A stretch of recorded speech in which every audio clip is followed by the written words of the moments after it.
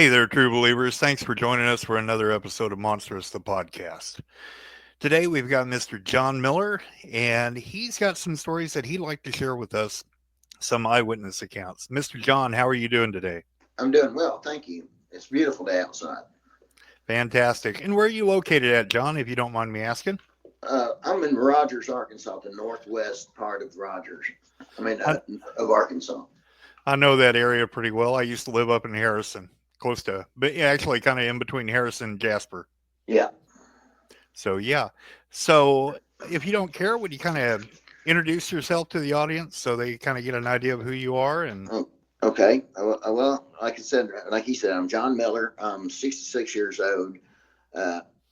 I'm from Arkansas. I was spent a lot of years in the military, and I'm retired now. So I was raised in Garland County, in Hot Springs, around that area down there, and I moved up here recently, the last couple of years. okay. So you had some strange stuff happen to you when you were a kid, correct? Yes, I did. Okay.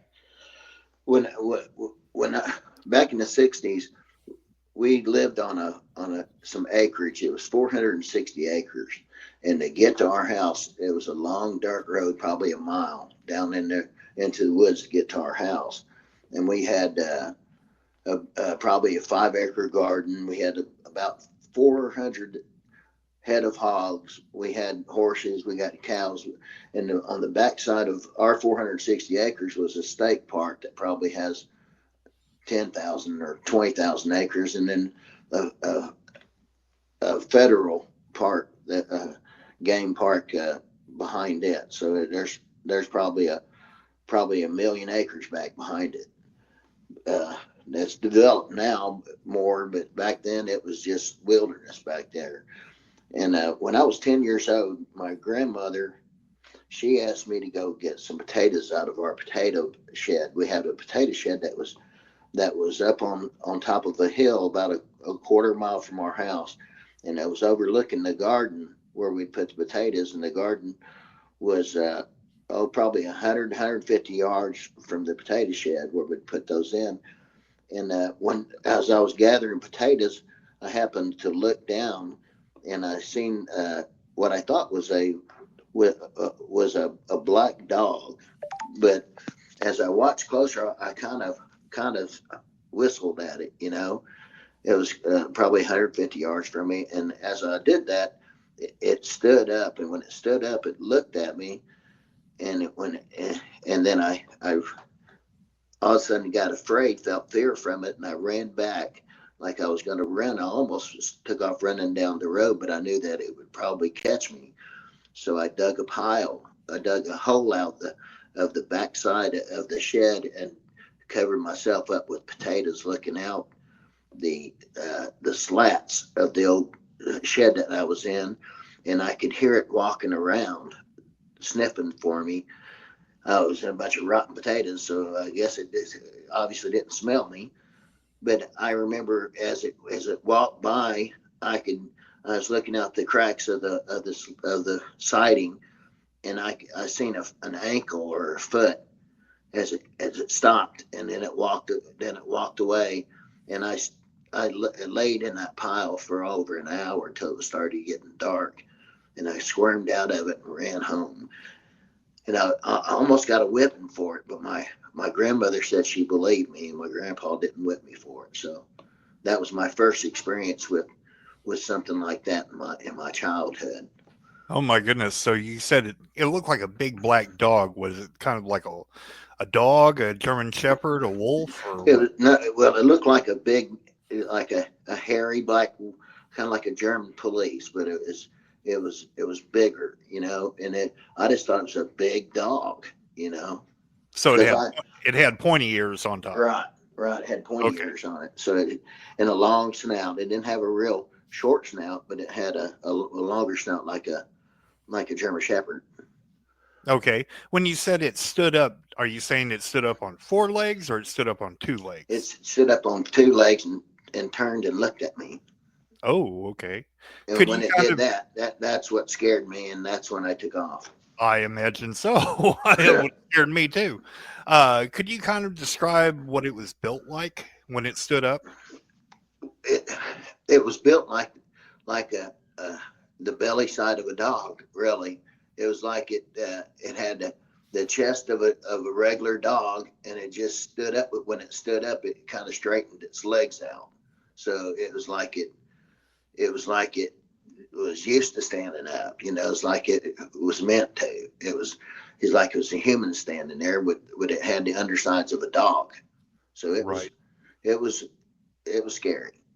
And Now, according, I didn't sit there and gaze at it either. So when I right, took right. off, I was a child. So Exactly, exactly. So I do realize I'm asking you to kind of recount stuff that happened a few years back. and no, believe it or not, I still get PSD about that. As you know, PSTD, because it does bring back the scariness in it when you think about it. Did you happen to notice anything about its front paws? Did they look normal?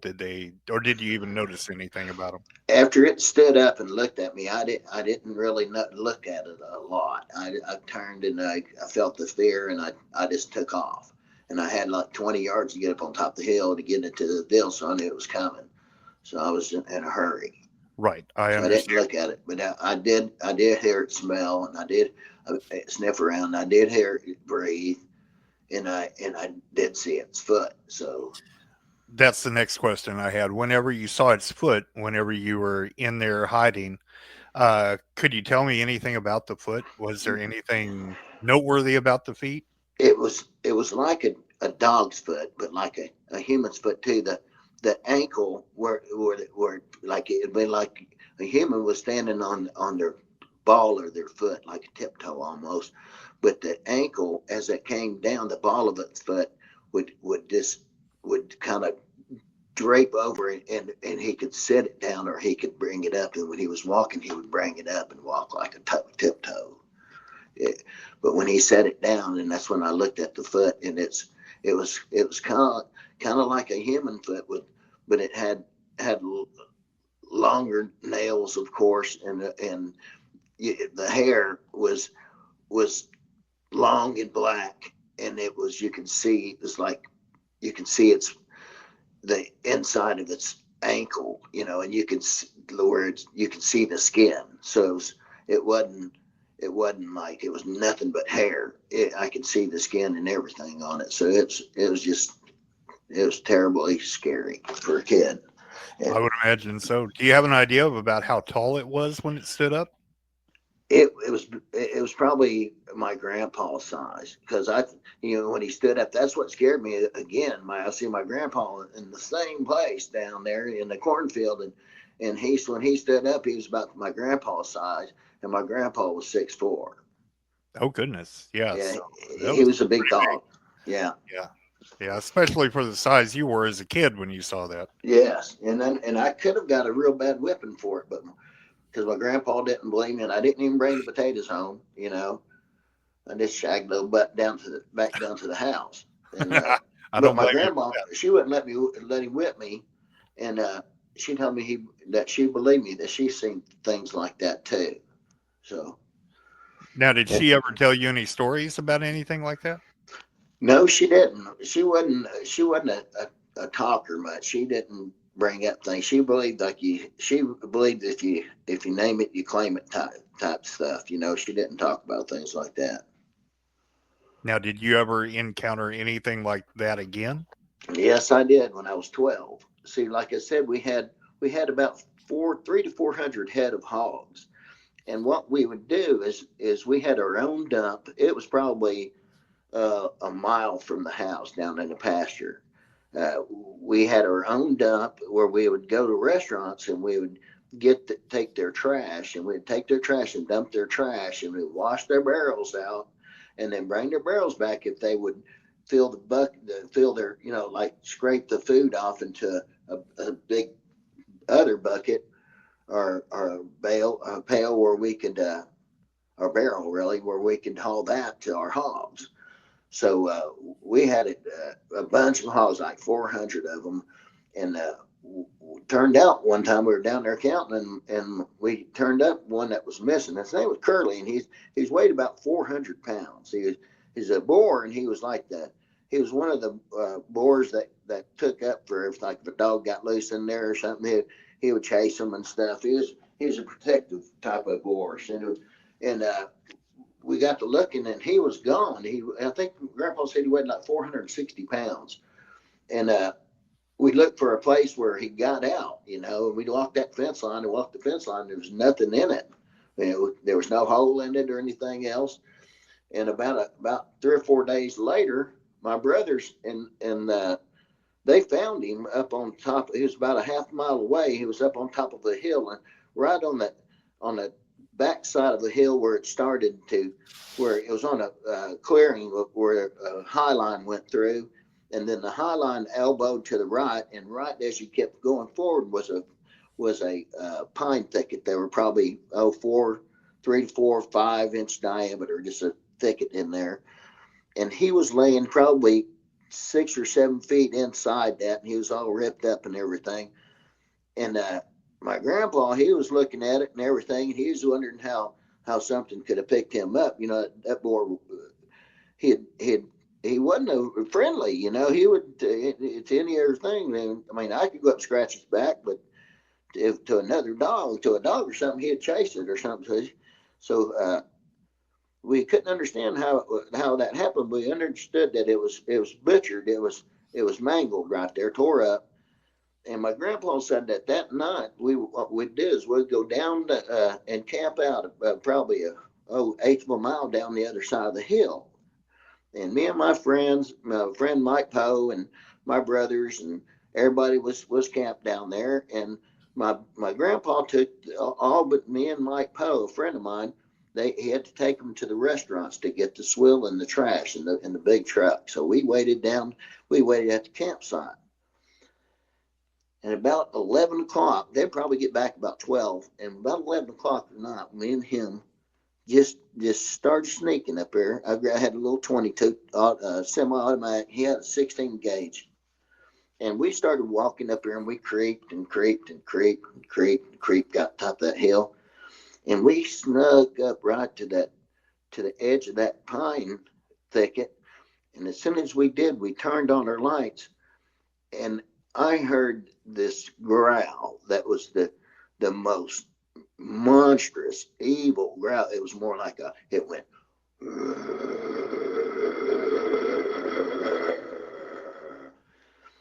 And I looked up at it. I was a good sized boy. I was a farm boy, and I was probably 5'5", 5'6", 5'7". And I remember looking up at it, and the back of my hair, every hair on my head just started standing up. I've never known such fear. And all I could do was just squeeze off little 22 rounds. And that when I emptied, I threw it at him and in that direction, and turned around. My friend, he didn't even fire a shot. He had already gone, took off. Didn't even think about the flashlight. His flashlight was left there. And we just took off. And when my grandpa got home, we had got back to the campsite. We told him about it, and he believed us. And for some reason, he wouldn't let us go up there and inspect it that night. He said, no. And he said, we're going to wait down here. We'll wait down here, and we'll wait until morning, and we'll go up there and look. So the next morning, we went up there, and that hog was gone. Most of it was gone. I think there's blood and guts laying down there. But on the backside of that pine thicket where it was the pine trees were V'd as something took off through there. Mm. And so whatever it was, I don't know if it was that wolf man again, but to me it was bigger. It was I believe it was a Bigfoot. I didn't smell nothing because of that hog. I smelled the hog, but that growl is what got me. So I know that I was within 5 to 6 foot of something that could have just ripped me apart, And I've been in the military, and I've seen a lot of things in the military too. I spent 12 years in it, and I've never been that afraid ever before or after since then. Good grief. And I would if I've never been in looking for it, but if I go into the woods, I would never I would never be in a tent. I would never be where I couldn't get out of a situation. I'd rather sleep in the rain and keep my eyes open and sleep in the cold before I'd close myself off for something to walk up on me, sneak up on me like that. Because whatever it was, could pick up a hog, straddle the fence, walk it, take it a half a mile, chomp it, and then come back for it. So whatever it was humongous. I'll have to say that does sound a lot more like Sasquatch than it does Dogman. Yes, me too. Especially That's what I was that fits thinking. in. Yeah, that fits in with a lot of the other stories that I've heard where hogs have been carried off and fed on. And you mentioned a pine thicket, and I don't know what it is about pine thickets, but it seems like they really favor those areas for setting in, for resting in, for feeding in. Not every forest has that much pine trees for some Mm-hmm. reason in Arkansas. I guess it's fairly new. Pine trees are fairly new, I guess, in Arkansas for the most part. And whenever you find those pine thickets, it's like they really just seem to like that area. And I've had times where I was in pine thickets and had weird stuff happen too. So I think it's more of a tick thing. Actually, I think that that ticks won't get onto you as much. And uh, as my grandpa was telling me something about it years ago, I can't remember. He said that animals will do that. Will get into a pine thicket. He said that's what happened with something that brought him up there to eat. And I thought he said something about it being because of ticks or something like that. that's Yeah. always a possibility. I always listen to the old timers. They know what they're talking about. Mm-hmm. So so yeah, those are two definitely strange things that happened with you. Was there anything else that happened with you? Well, we had dug out, that trash pile. I was telling you about the dump. We had some hogs coming up that was coming up dying. That were being ate by something. And what we did is my grandpa took the backhoe down there and dug a hole out, probably 6 or 7 foot long, and put some posts down there and built a little dugout and covered it back up with trash. And me and my brothers would go down there with the 22s and and just stick out there like a pillbox, see what was killing their hogs down there. And we never did find out what it was. But that's another strange thing is that we'd go down there and look, and that our hogs would come up missing there, and we never did find out what was killing them. Now, did you guys ever find any tracks or anything like that in the mud or? My grandpa probably did, but he didn't mention it to me because he knew that after that, what happened to me, that I was I didn't even want to go near the woods very much after that. So it took a while before I even went back in the woods. I was probably 16 or 17, 18 years old before I even went back up close to the woods. I was going to say it kind of sounded like your grandpa had an idea of what was going on out there Yeah. after you found Well, that hog. he told me that one time that he was riding a mule. There's it's a place called Red Oak. It's outside of Hot Springs, Hmm. and he lived on the other side. He lived on that place that I was telling you about. But he said he had to ride a mule 14 miles, and he said that riding that mule one night, uh, he it was a full moon type of month where he could see things, and he had this big cigar he was smoking. And he said the mule he was riding was spooky. It usually wasn't spooky, but it was spooky, and it wanted to take off. It wanted to take off, and he'd have to hold back on the reins. But he got to smelling something really bad, and he said he could see big, what he thought was hairy creatures that would go between the trees. They would see him dash between the trees, and he said he just let the mule have its rein, and galloped home. But he said he thought the sparks of his cigars the only thing that kept those things off of him. And people said, no, it was a panther, Harry. That was his name. He said, and I hear him talking, to his friends, and he said, oh, that was a panther, Harry. And he said, no, no. He goes, I know the difference in a panther. He said, wasn't no panther. He said, they were walking on 2 feet. And so that's another story my grandpa told me about those things. So uh, they were probably real present back in them days because there wasn't that many people. You know, the people that were very sparse out. So I imagine they're just driven further deep into the woods now. Yeah, I imagine you're probably right. I know a few people, a couple investigators that are down in that area, and I'm pretty sure that they're still down there. Well, that's scary. I'm telling you, I don't know how anybody could just voluntarily go looking for them. You know, after what I know about them, you know, and but I tell you, if when I go in the woods, I use a Mosin. I you know, I want something that's that's going to hit and hit hard, and it's going to make a flame that comes out that barrel about 4 feet too. And that's a big boomstick for them too, you know. So uh, I shot a 40-pound microwave at 100 yards with it, and it was on top of a burn, and it knocked it off and 40 feet off of it. So it's got some knockdown power. Oh yeah, I know what you're talking about. I've got 2 Mosins that Yeah. I'll use, and one of them, matter of fact, we went target shooting one time. It was me and my son, and there was a big oak tree that we put the target up against, and so we're sitting out there and we're shooting. I think we were, you know, uh, zeroing in a scope, Mm-hmm. and so he's shooting a couple of times after we've been shooting for a little bit, and I happened to see something behind the oak tree kind of fly up.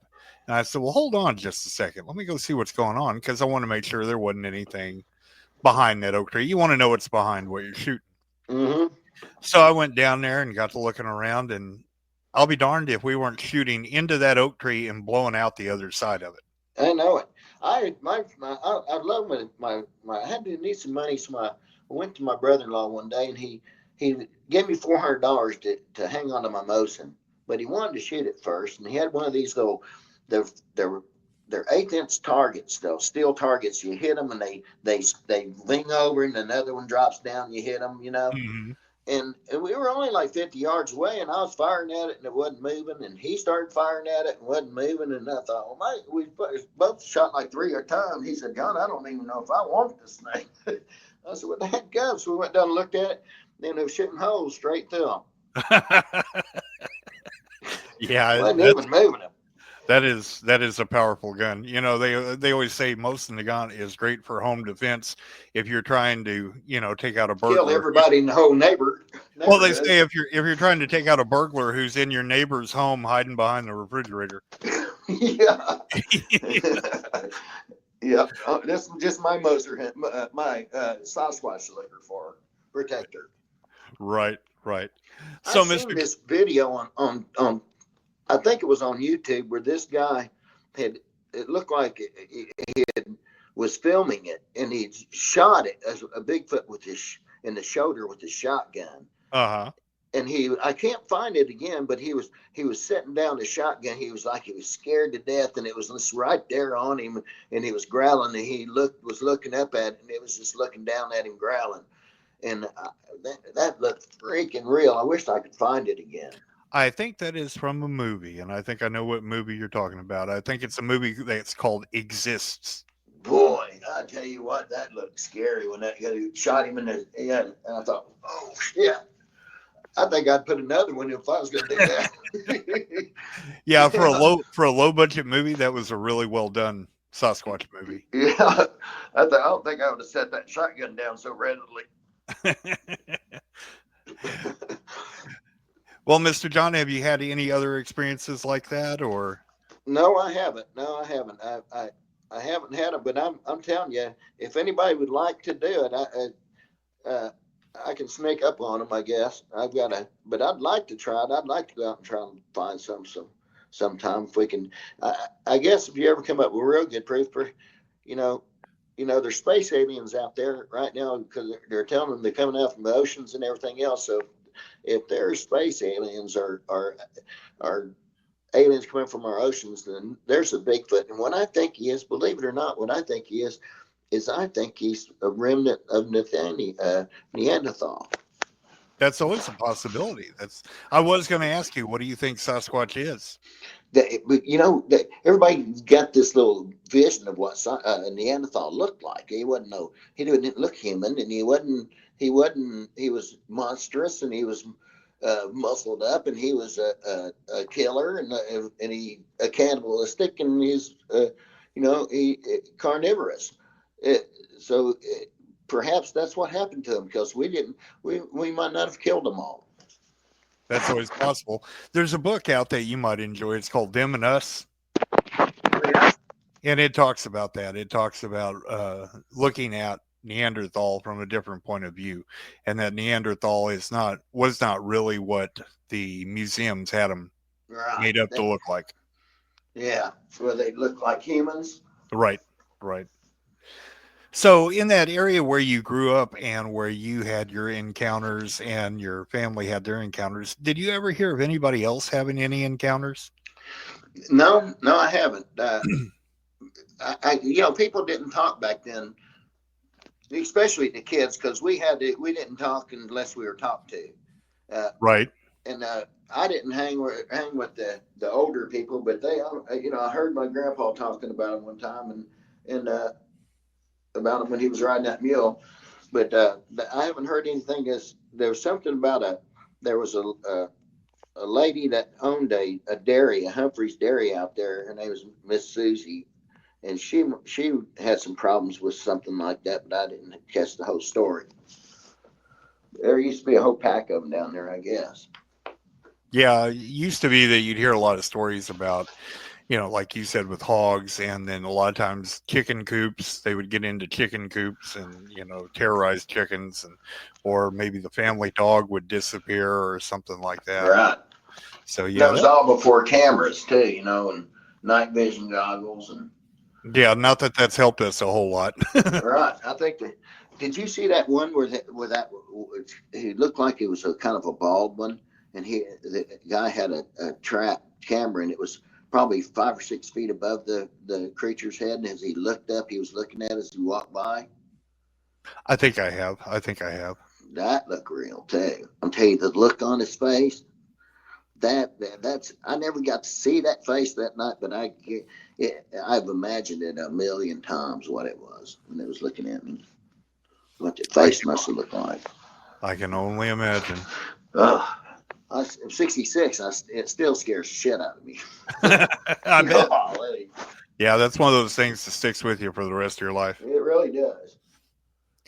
Yep. Okay.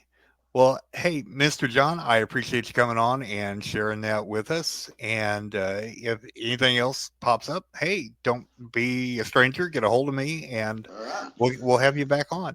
And I appreciate you being here. Well, I appreciate you, and thank you for inviting me.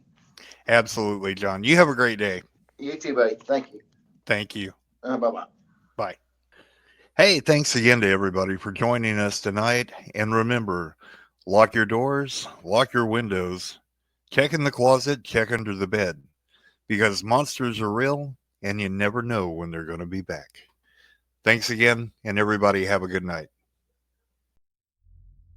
Whispers in the twilight, darkness and a breeze, shadows move in silence, mystery in the trees.